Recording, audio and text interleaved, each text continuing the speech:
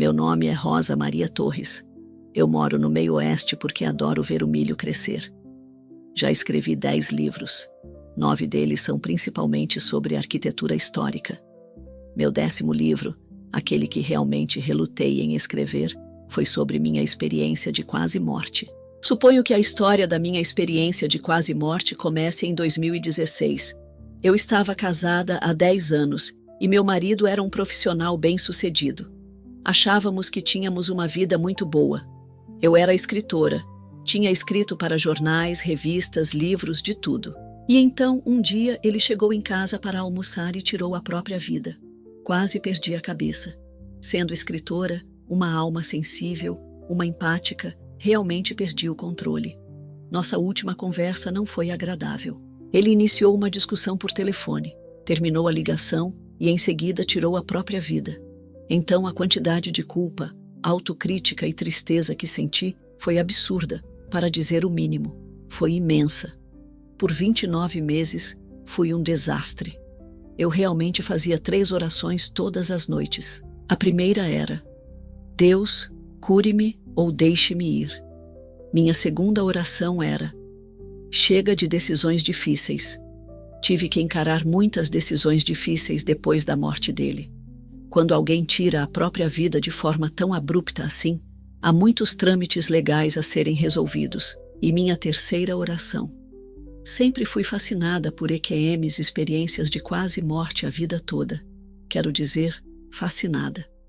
Quando saiu o livro do Raymond Moody, Vida Depois da Vida, aquele pequeno livro de bolso, acho que foi em 76, eu o li repetidamente.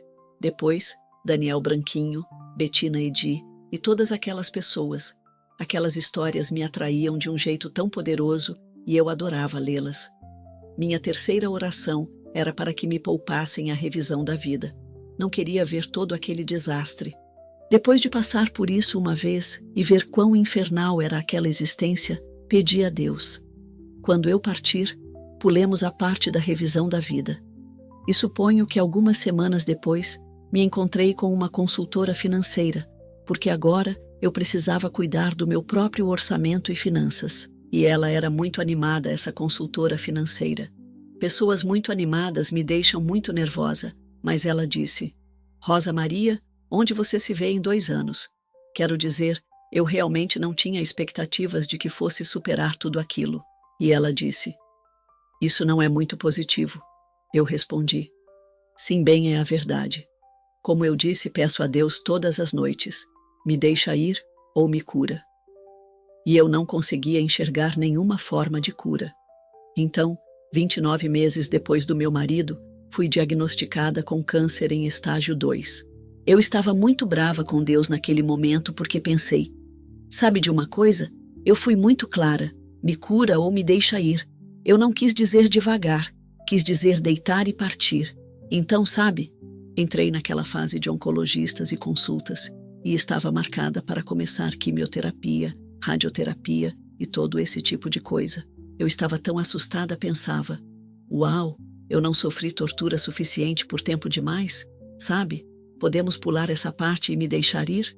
Então, eu tinha uma cirurgia agendada e durante a operação, algo deu errado.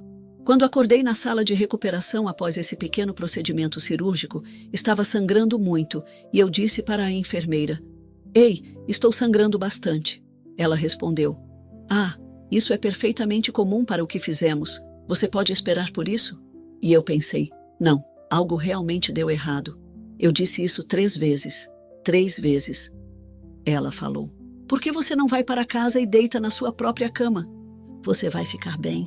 Desde então eu aprendi que no caso de câncer ginecológico, um sangramento ginecológico é considerado uma emergência com risco de vida, como deveria ser. Então, fui para casa obedientemente. Esta foi realmente a minha primeira experiência com o mundo médico, porque fui criada acreditando na oração para a cura. Também acreditava que quando você fica muito estressado, a doença de certa forma se instala. Você sobrecarrega seu sistema imunológico. Sei que isso não é verdade para todos, mas para mim, tive muito sucesso simplesmente me acalmando, fazendo algumas orações e confiando no processo. Somos feitos para curar. Somos projetados para isso. Não fomos feitos para adoecer cada vez mais. Então fui para casa, mas não fiquei lá por muito tempo, porque percebi que as coisas estavam piorando bastante. Naquele momento, estava sangrando muito forte e tinha essa linda casa com carpete quase branco de parede a parede. Esperei a vida inteira para ter um carpete branco. Então eu estava muito preocupada em estragar o carpete. Eu estava menos preocupada em me esvair até a morte e mais preocupada em estragar o carpete, porque você sabe, isso é um verdadeiro pesadelo para limpar, arrumar a casa depois disso. Então realmente fui e me sentei na minha cabine de chuveiro e pensei, bem, pelo menos aqui não posso fazer uma bagunça. E comecei a pensar, acho que é em 1 Coríntios 10:13 que diz, Deus lhes mostrará uma saída. E pensei, sabe, fui ao médico, fiz tudo o que se espera que você faça. Agora estou me esvaindo até a morte. Talvez esta seja a misericórdia de Deus. Talvez esta seja a minha saída. E pensei nisso longamente e pensei, sabe, tudo que eu preciso fazer é sentar no chão deste chuveiro e estou fora daqui, e ninguém dirá nada, exceto, oh, que pena, ela foi ao médico, ele estragou tudo, fim. E realmente pensei muito sobre isso. Então pensei, tantas pessoas se apressaram para me salvar. Quero dizer, as pessoas realmente trabalharam tentando me salvar. Há uma pintura de Vincent van Gogh chamada O Bom Samaritano. E nessa pintura ele mostra o tremendo esforço que o bom samaritano faz para colocar o viajante ferido em seu animal de carga, para levá-lo à hospedaria. E percebi, ao ver essa pintura, que essa pintura que tive em casa por um tempo realmente me comoveu profundamente. Mas percebi que tantas pessoas se esforçaram tanto para me manter viva que eu meio que tinha o dever de continuar vivendo por elas. Então saí do chuveiro e chamei meus amigos que estavam na sala de estar e disse, estou me esvaindo até a morte, precisamos chamar uma ambulância. A ambulância veio e me levou a uma pequena sala de emergência. Era independente, não tinha hospital anexo, o que eu acho que não deveríamos fazer mais. Sala de emergência independente. Cometeram alguns erros. Novamente não levaram minhas preocupações a sério. Honestamente, o zelador que teve que limpar depois que tentei andar pela instalação estava mais preocupado comigo do que a equipe médica, porque ele estava tipo, meu Deus, o que aconteceu neste corredor? Eu desmaiei porque estava sangrando profusamente e me colocaram em um pequeno cubículo.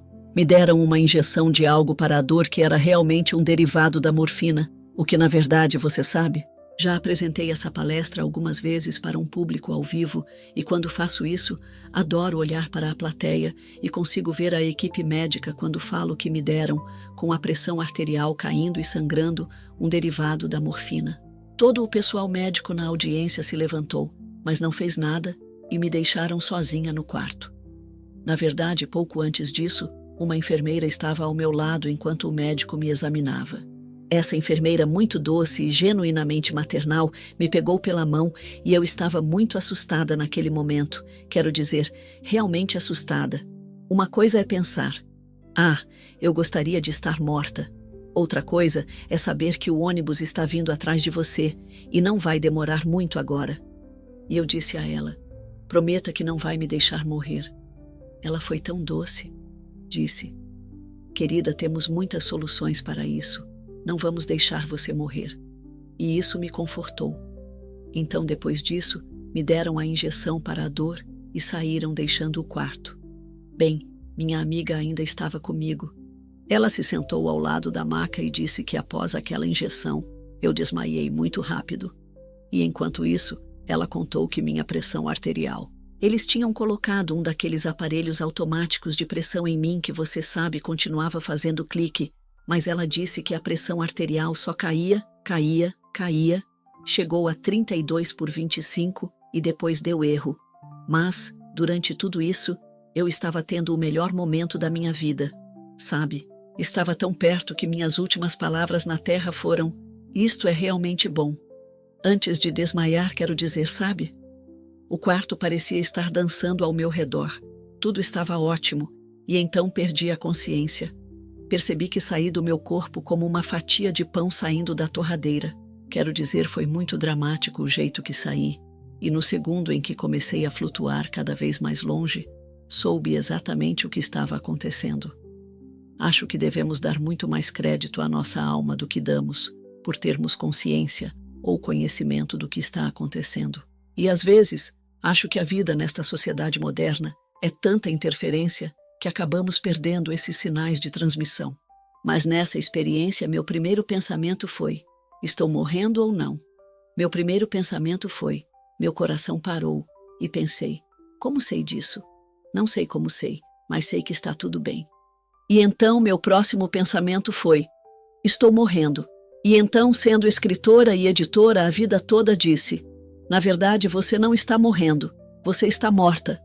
Porque quando você vai para a sua recompensa, o mais importante é corrigir seu tempo verbal. Mas a outra coisa é que achei isso muito engraçado, e eu ri alto porque aqui estou, flutuando longe do meu corpo, sem intenção de voltar nunca, nunca. E percebi que tudo o que realmente sou se foi comigo. Minha voz soa igual, minha risada soa igual. Meu senso de humor macabro é o mesmo. Até meu intelecto enquanto observo este ambiente, este novo ambiente em que estou. Não posso dizer o quanto foi reconfortante saber que tudo o que realmente sou havia feito a transição. E pensei na verdade fiz a mim mesma esta pergunta: o que ficou para trás na maca? E pensei: o medo, a ansiedade, a culpa, o arrependimento, as dúvidas, as preocupações, a aversão, a autocrítica, tudo isso. E não tive uma revisão da vida, o que foi ótimo. Mas o que foi interessante é que me lembrei dos bombeiros que vieram à minha casa para me colocar naquela ambulância. Lembro-me de como eles eram gentis, atenciosos e solícitos. Eram almas tão gentis, tão amáveis comigo. Apenas me lembrei de quanto amor me mostraram e como isso me comoveu. Quero dizer, eu não era ninguém para eles. Eu era uma completa desconhecida. Então, seguindo em frente nessa experiência, eu estava muito animada por estar fora deste mundo. Um dos pensamentos que tive foi: sabe, eu estava muito preocupada com todas aquelas contas que tinham chegado. Eu vivia com um orçamento muito apertado e pensei: aquelas contas deixaram de ser um problema. Também lembro de pensar que eu deveria começar um tutorial sobre quimioterapia na segunda-feira, em antecipação ao tratamento, e pensei: isso também deixou de ser um problema, eu não vou precisar. Além disso, eu deveria ir ao local de radioterapia e fazer uma tatuagem. E pensei: nada disso será um problema para mim nunca mais. Eu estava tão aliviada. Durante toda a minha vida, mantive uma lista diária de gratidão com 5 coisas pelas quais sou grata todas as manhãs. E nessa experiência eu continuava pensando: estou tão agradecida, estou tão agradecida, estou tão agradecida. Acabou. Eu realmente senti como se tivesse recebido uma liberdade antecipada por bom comportamento deste manicômio insano que chamamos de Terra. Eu realmente senti isso. Eu estava livre. Eu estava tão feliz. E também me lembro de pensar: a minha vida inteira me perguntei o que me tiraria daqui. E que engraçado que meu primeiro encontro real com o mundo médico foi o que me tirou. Sabe, ir ao médico e entrar no hospital uma vez, bum, você vai. Isso foi muito bom. Achei muito humor nisso, até mesmo nessa experiência. Então, tinha tantos pensamentos passando pela minha cabeça ao mesmo tempo. Muitas vezes comparei isso a estar nesta vida, onde são 60 amperes. E quando morri, foi como se eu tivesse ido a 100. 0 amperes. Havia tantas ideias, tantas direções, tantos pensamentos. Um dos meus primeiros encontros foi flutuar na escuridão. E ouvi as pessoas chamá-la de uma uva passas aveludada e perfeita. Essa é uma boa descrição. Estava me confortando. Nem me lembro de ter pensado. Tive muito medo da escuridão desde a morte do meu marido, e no entanto, nessa escuridão, senti a paz mais perfeita. Era como se eu estivesse gerando paz. Não estava apenas envolvida em paz, mas criando ativamente paz. E, que sensação boa para alguém que sofreu de ansiedade a vida toda. Aquilo era pura felicidade realmente. Mas senti uma presença massiva se juntando a mim. E olhei para cima, como atrás de mim, para ver quem havia se juntado a mim nessa escuridão perfeita. Pensei: que interessante que estou virando minha cabeça e olhando por cima do meu ombro esquerdo, então devo ter algo de forma humana, mesmo agora. Isso foi muito legal. Olhei para esse ser e perguntei: e quem é você? Porque eu estava realmente feliz. Não consigo descrever. Era a maior felicidade que conheci na memória, consciente, verdadeira e real. Não tem sido uma vida fácil. E antes que eu pudesse terminar a pergunta, a resposta foi imediata. Quero dizer, eu nem terminei de perguntar e a resposta foi: você, Rosemary, é a imagem e semelhança. Eu sou o original. Pensei: uau, isso é Gênesis 1, 25 e 26. Eu me perguntei sobre isso a vida toda.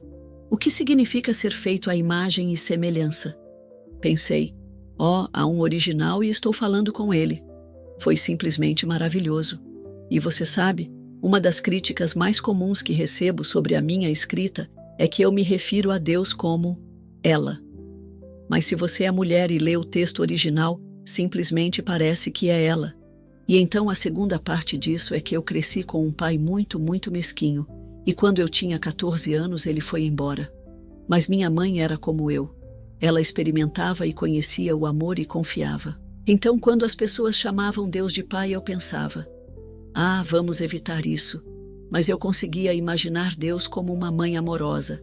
Então, essa ideia de que fomos feitos à imagem e semelhança e que havia um original, lembro de ter pensado: sabe, teria sido bom saber disso antes, mas ainda assim é uma informação útil. Qual seria o próximo passo? Havia tantos pensamentos, muitos pensamentos passando pela minha mente naquele momento. E um deles foi quando pensei no versículo bíblico de Paulo, em que ele fala sobre a paz que supera todo o entendimento, e pensei: essa é a paz dele. Era essa paz que Paulo estava falando. Essa é a paz que você nunca consegue descrever, que nunca consegue definir. Não existem palavras adequadas. Essa é a paz perfeita. Sabe? A palavra perfeito significa inteiro. Não é interessante? E a palavra integridade também significa inteiro. Então sim, é uma peça inteira, sem espaços para que algo ruim se infiltre. E aí, a outra coisa que aconteceu ali foi muita coisa. Se quando eu voltei você tivesse me dito que eu tinha ido embora por alguns dias, eu teria acreditado. E essa é outra coisa. Não sei se você conhece a escada de Grayson, que mede a profundidade de uma experiência de quase morte em homenagem ao Dr. Bruno Graça. Mas uma das coisas dessa escala é a distorção temporal. Se você fica fora por 10 minutos e parece que esteve fora por 10 horas, segundo o Dr. Grayson, isso indica uma experiência de quase morte, excepcionalmente profunda. Mas, na minha experiência, quero dizer, isso continuou e continuou e continuou. E uma das coisas que aconteceu foi que eu me lembrei de que estava conversando com um anjo. Simplesmente havia esse companheiro se movendo comigo, um companheiro espiritual que me acompanhava durante essa experiência, enquanto eu flutuava cada vez mais longe do meu corpo. E eu disse a ele: todo esse negócio de escuridão, flutuação, paz, eu já estive aqui antes. Como nesta experiência de 59 anos, há algo muito familiar nisso. E ela disse: lembre-se, sua mãe disse que quando você era bebê, disseram que você estava morto. A política do hospital em 1959 era que não permitiam que a mãe ficasse lá e visse seu filho morrer. Então minha mãe foi para casa e ficou com uma amiga da igreja. Elas passaram a noite em oração e na manhã seguinte voltaram, e eu estava segundo minha mãe, não apenas melhor, mas curado da coisa que estava desligando meus órgãos, os rins. Era que minha mãe de fato tinha sido mandada para a casa do hospital quando eu era bebê e disseram a ela: vá se concentrar nos seus outros filhos, esta já se foi. Então o anjo disse: você sabe, essa experiência não é que você se aproximou da morte, você realmente cruzou e voltou. E eu pensei: isso explica tantas coisas. Novamente, teria sido bom saber isso lá atrás, mas ok, legal. Qual é o próximo passo?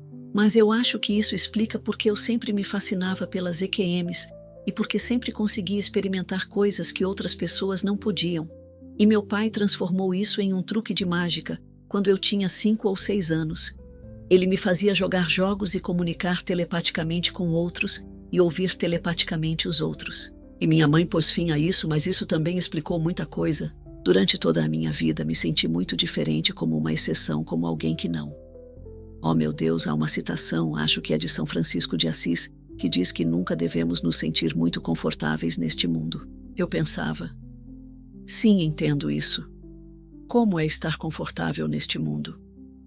Então, isso explicou muito sobre a minha vida.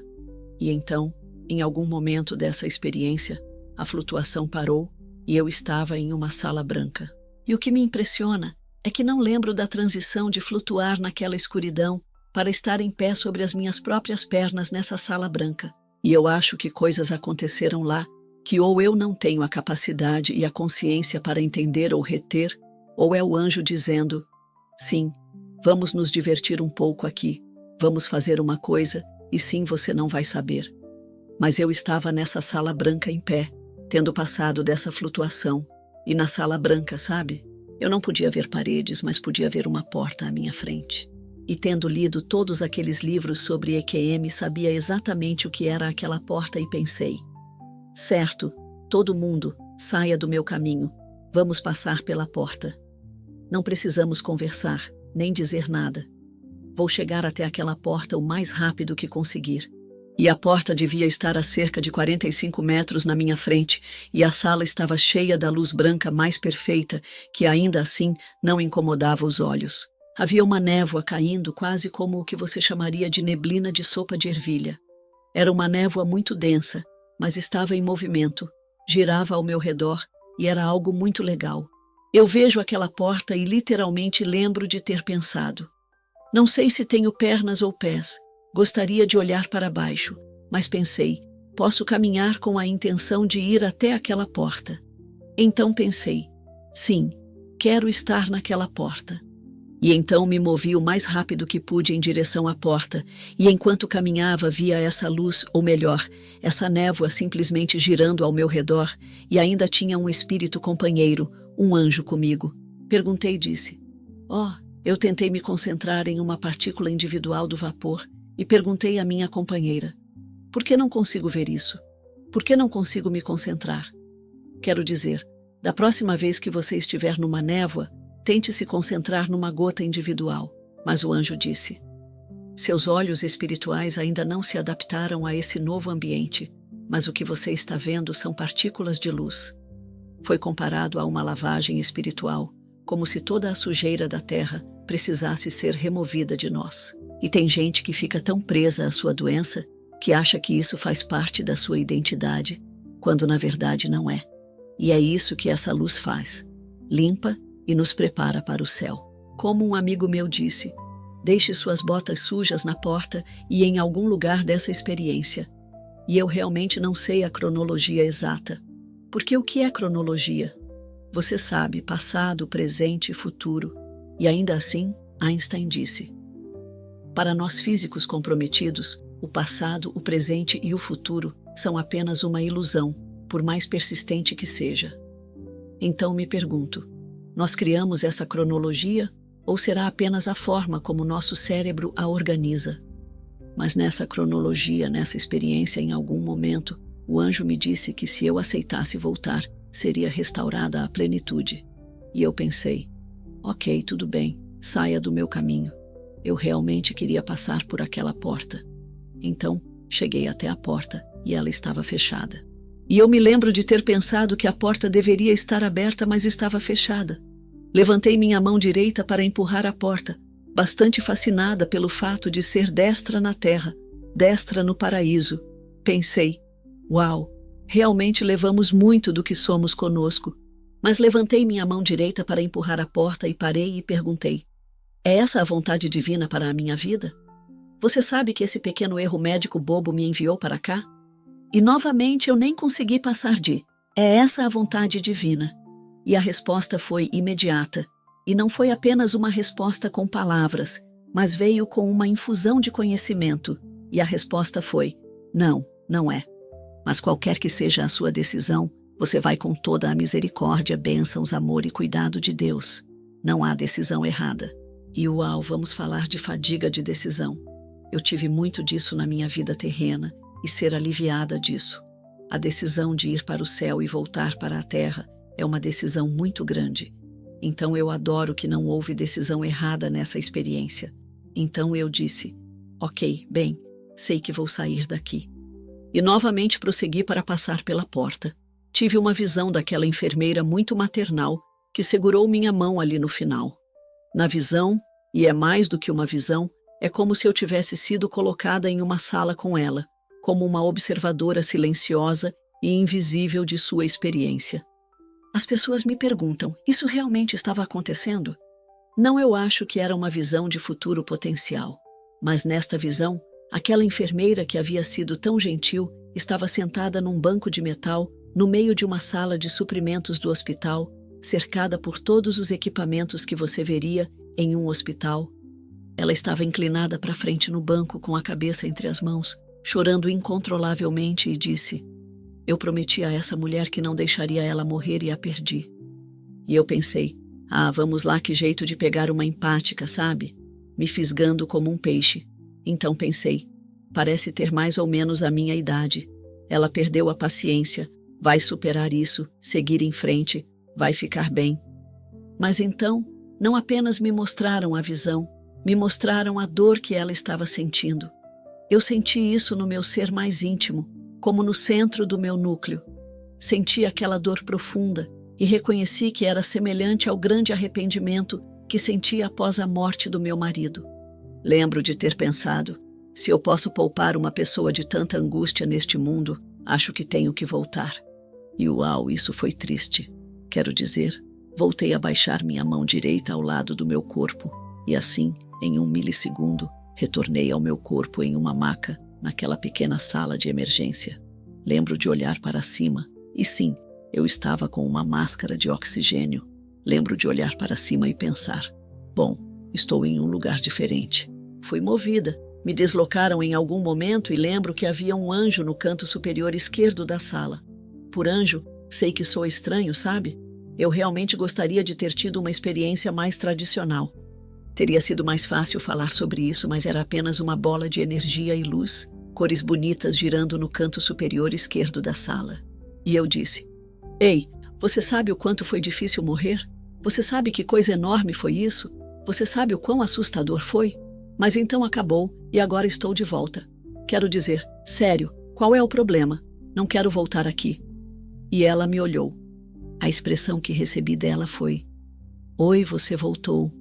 Eles não respondem perguntas. Não adianta perguntar, sabe?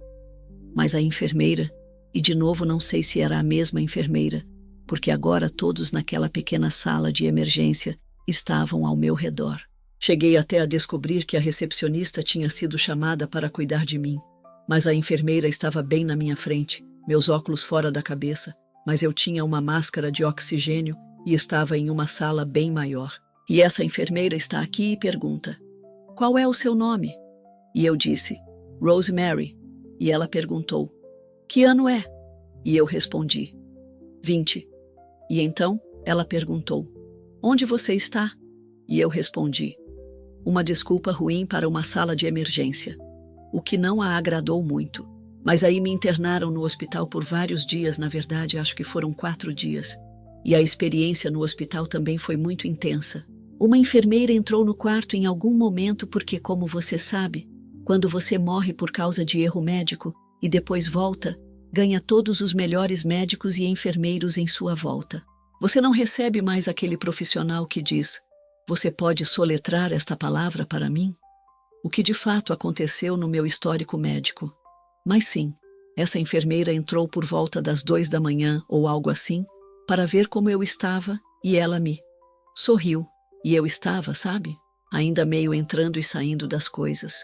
Mas ela sorriu para mim, e quando ela sorriu, foi como se todo o quarto se iluminasse com luz. Era tanta luz, e eu senti o amor por trás daquele sorriso. Apenas penso que talvez devêssemos passar mais da nossa vida sorrindo para as pessoas. Simplesmente o quarto explodiu em luz e eu comecei a soluçar. Ela se aproximou de mim e disse, você está bem? E eu respondi, sim. É apenas seu sorriso. Você traz muito mais luz e beleza para o quarto. Sei que me marcaram naquele hospital como a estranha, mas a outra coisa que aconteceu foi que eu tinha vários amigos.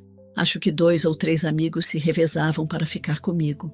Porque quando você não está no auge das suas forças, é bom ter alguém ao seu lado no hospital. E quando eles iam embora, os anjos apareciam ao redor da minha cama, sabe? Em 3 lados da cama, os 2 lados e a cabeceira. Eles cantavam as músicas mais lindas, glorificando a Deus. Eles tinham cerca de 2,5 metros, 3 metros de altura, e estavam vestidos com túnicas de luz, e essas túnicas brilhavam. E quanto mais eles cantavam músicas glorificando a Deus, mais brilhantes ficavam esses brilhos. E quanto mais brilhantes esses brilhos se tornavam, mais cantavam músicas glorificando a Deus. Eu disse: sou muito boa com casas, tenho uma memória incrível. Eu disse: mas melodia e letras nem tanto. E eles responderam: isso não é para você lembrar, isso é para a sua paz, isso é para a sua cura, e isso é um agradecimento por aceitar voltar. Eu costumava dizer às pessoas que lembraria disso até o dia da minha morte, mas isso não é verdade. Eu lembrarei dos anjos cantando para mim pela eternidade. E sabe, quando voltei dessa experiência, senti que minha região abdominal ainda estava bastante bagunçada. Havia uma certa dor ali, e eu perguntava a esses anjos: vou morrer de novo? Porque parece muito trabalho e esforço simplesmente passar por tudo isso outra vez. E eles diziam: não, ainda estamos fazendo alguns ajustes. As coisas ainda não estão totalmente certas, mas estamos cuidando disso. E simplesmente não consigo explicar. Quando você volta disso, as pessoas dizem que se sentem 50% neste mundo e 50% naquele. Eu não. Eu me sentia 95% naquele mundo e 5% neste, e queria viver naquele mundo para sempre. E, no entanto, novamente o barulho, a estática, a pressão, a depressão, a tristeza toda, a confusão desta terra tende a ofuscar e sufocar toda essa beleza espiritual. Quero dizer, estamos aqui na terra para sermos bons, para fazer o bem, para amar, para sermos gentis, para sermos sábios. E eu acho que não conseguimos fazer isso se permanecermos totalmente sintonizados com os anjos. Quero dizer, não conheço ninguém que consiga. Então, me mandaram de volta para casa. Eu não queria ir embora porque no hospital 3 vezes ao dia, na verdade mais do que isso, vinham até você e traziam comida, e nos intervalos traziam suco de maçã e qualquer coisa que você quisesse, o que é ótimo. Eu adoro quando as pessoas me trazem comida. Eu não queria ir embora e meu médico disse: está na hora de você voltar para casa. Ele disse: você está com a contagem de glóbulos brancos muito baixa. Ele disse: basta uma infecção oportunista para levar você daqui e não poderemos salvá-lo. Ele disse: as chances de você partir agora são mínimas. E uma das coisas que aconteceram, e espero que isso não seja demais para as pessoas, mas realmente tocou meu coração quando me trouxeram de volta. Uma das coisas que aprendi sobre isso, realmente entrevistei algumas pessoas do pronto-socorro, um médico e algumas enfermeiras para o meu livro. Quando alguém morre de hemorragia, e o coração para o que a propósito foi a minha causa de morte, eles não podem simplesmente fazer RCP, porque isso só faz o sangue sair mais. Então, o que fazem? Um médico me explicou. Ele disse: selamos a fuga, enchemos o tanque e então reiniciamos o coração. Então eu fiquei desacordada por mais de 10 minutos e, segundo a teoria médica, deveria ter retornado com comprometimento mental, mas realmente senti que voltei com uma grande atualização, uma grande atualização. Retornei me sentindo muito diferente e toda aquela dor e toda a situação com meu marido simplesmente desapareceram, sabe? Só consegui sentir saudade dele, desejar que ele tivesse tomado melhores decisões, desejar que as coisas tivessem sido diferentes. Mas aquela culpa, arrependimento, ódio de mim mesma e aversão a mim mesma simplesmente desapareceram. E os anjos me disseram, porque os anjos continuaram falando comigo depois que voltei. Os anjos me disseram que tudo havia sido encapsulado e disseram: é uma coisa complicada, mas não pode te machucar. Está selada de uma forma que nunca poderá te machucar ou causar dor novamente. E isso tem sido uma bênção. Tem sido uma grande bênção. E isso se mostrou verdadeiro. Isso aconteceu há 6 anos atrás agora. E então, na verdade, o que eu ia dizer? Uma história que não compartilhei em outro lugar, mas quando estavam consertando o vazamento na sala de emergência, me encheram de gaze, como você sabe, como um pássaro. E então chegou um dia no hospital, em que tiveram que tirar todo aquele curativo, e havia uma enorme preocupação de que, ao fazer isso, o sangramento começasse novamente. E isso foi muito emocionante para mim, porque minhas interações com o mundo médico não tinham sido boas, sabe? Mas um cirurgião entrou, e algumas enfermeiras e equipe médica chegaram para essa grande remoção da gaze e tudo mais. E eu disse: estou um pouco assustada, não quero começar a sangrar até morrer agora. Você sabe, já passei por tudo isso. E o que o médico disse foi: senhorita Thornton, temos uma sala de cirurgia reservada. Temos uma sala de cirurgia reservada. E ele disse: estamos prontos. Se algo acontecer, vamos levá-la rapidamente e operar e consertar. Ele disse: mas você não vai morrer. Estou tentando não ficar emotivo. Ronald Reagan disse uma vez: se você contar uma história vezes suficientes, pode tirar dela a emoção. Estou falhando. Mas depois dessa experiência de ser tratada com tanto desprezo pelas enfermeiras e pela equipe médica e de me dizerem: vá para casa e se deite, ou está tudo bem, ou vamos encontrar uma transferência para o hospital em breve, o que me disseram? Aquele pequeno grupo de profissionais médicos dizendo: não vamos deixar você morrer conosco.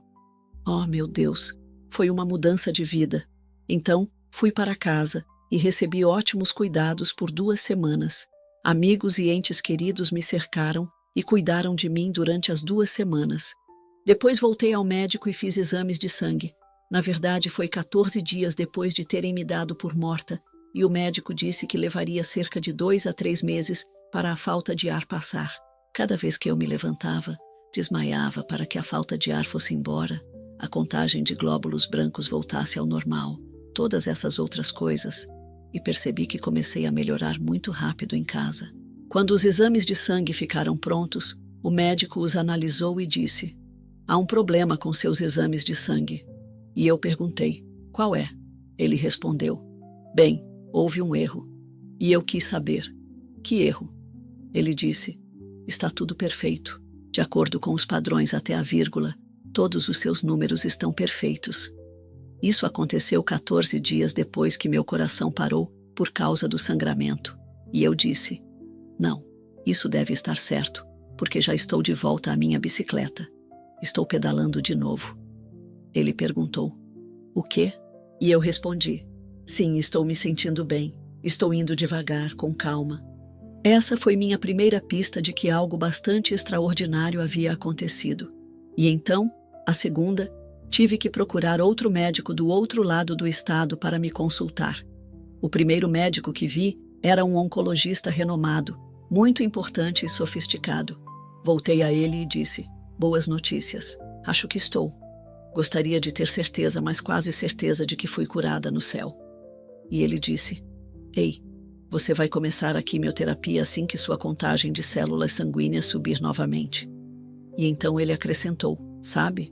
Agora eles fazem portais para pacientes, para que você possa acessar e ver o que dizem. Ele colocou doença mental no meu prontuário, e por isso tive que buscar outro médico do outro lado do estado. Ela ficava a cerca de 60 milhas de distância, e tive que fazer todos os tipos de exames novamente. Finalmente ela fez outra biópsia cirúrgica, e isso foi um grande problema, um baita problema. Ela coletou amostras de vários lugares, sabe? Retirou de locais que eu nem imaginava que poderiam ser acessados, abriram-me, pegaram bastante tecido, e então ficou confirmado, por essa cirurgiã, que era ginecologista obstetra. Espera, como se chama mesmo? Oncologista ginecológica. Isso é uma frase enorme. Ela saiu da cirurgia e cumprimentou meu amigo, que estava esperando do lado de fora na sala de espera por mim. Ela o abraçou e disse: ela está certa, não há uma única célula de câncer. E completou: na verdade, seu tecido está tão rosado, bonito e perfeito. Se não fossem todos esses exames anteriores, sabe? Dos outros médicos. Ela disse: não sei se acreditaria que você já teve câncer, e foi um grande problema. Foi um baita problema ser liberada dessa situação. E sabe quando cheguei em casa? Acho que foi depois que todos os meus convidados já tinham ido embora. Foi muito divertido ter todas aquelas pessoas em casa cuidando de mim. Mas quando fiquei sozinha, peguei minha Bíblia e ela se abriu no Salmo 23. Uma frase do Salmo 23 parecia estar destacada. Parecia que uma luz brilhava sobre ela. Ele restaura minha alma. E eu pensei, essa é a verdadeira cura. Minha alma foi reiniciada e restaurada, e isso foi algo grandioso. Depois disso, vendi tudo o que possuía. Não tudo, mas vendi muitas coisas. Vendi meu carro. Eu tinha um carro muito bonito, mas queria levar uma vida mais simples. Mudei-me a 1 milha a oeste, no meio oeste, porque queria ver o milho crescer, que é minha coisa favorita, e acabei comprando uma casa. Demorei alguns anos, mas finalmente comprei uma casa na beira de um campo, e o fazendeiro plantou soja neste ano. Eu penso, o amigo dele se chama Tony, o fazendeiro. Eu disse, Tony, quero ver um pouco de milho, e ele respondeu, bem, preciso fazer a rotação da soja. Então sim, agora posso olhar pela minha porta dos fundos e ver as plantas crescerem, o que me deixa muito, muito feliz. Acho que até coloco isso no meu perfil de namoro. Gosto de ver coisas crescerem. As pessoas achavam que eu estava maluca, mas eu falava sério. Eu gosto. Quem não gosta de ver as coisas crescerem? Não é lindo? Sabe, as pessoas ouvem essa história. Eu contei várias vezes, e elas têm a impressão de que minha vida é perfeita agora. Não é, não é. Mas sinto tanta alegria em saber que essa história ajuda outras pessoas. Um amigo compartilhou isso comigo e eu coloquei na minha parede. Coloquei em cerca de 20 lugares da casa e dizia, Deus, por favor, ajude-me a curar para que eu possa ajudar os outros a curar. Quero ajudar outras pessoas a se curarem. Esse é meu objetivo número 1. Então, por meio dessa experiência, aprendi a parar de me culpar e sim, posso dizer que foi uma mudança de vida. Eu estava em um caminho ruim. A maior bênção agora é receber muitos e-mails todos os dias de pessoas dizendo, sim, sua história aliviou um pouco o peso que estou carregando no coração. Se eu tivesse que resumir essa experiência de quase morte, em apenas 3 palavras, elas seriam, bem-vinda em casa, querida. Quando eu flutuava naquela escuridão, sentia-me tão cercada por seres que me amavam profundamente. Era como se todas aquelas vozes dissessem, você voltou para casa, voltou sim. Olhe para si mesma, estamos tão felizes em vê-la. E o bem-vinda em casa, querida, predominava como se todos estivessem muito felizes por estar comigo novamente. Aprendi que mesmo com nossas fraquezas, bobagens, pecados veniais e todos os erros que cometemos, tudo isso é irrelevante perto do amor que temos. Também aprendi, e essa foi uma grande lição para mim, que Deus, claro, nos ama, mas Deus e os anjos realmente nos desejam. Eles nos observam com a clareza de quem sabe quem realmente somos e simplesmente estão apaixonados por nós, loucos por nós, como quando uma mãe segura um recém-nascido pela primeira vez, olha nos olhos do bebê e só vê perfeição, potencial e promessa. Eu me senti tão amada, completamente envolvida em amor perfeito.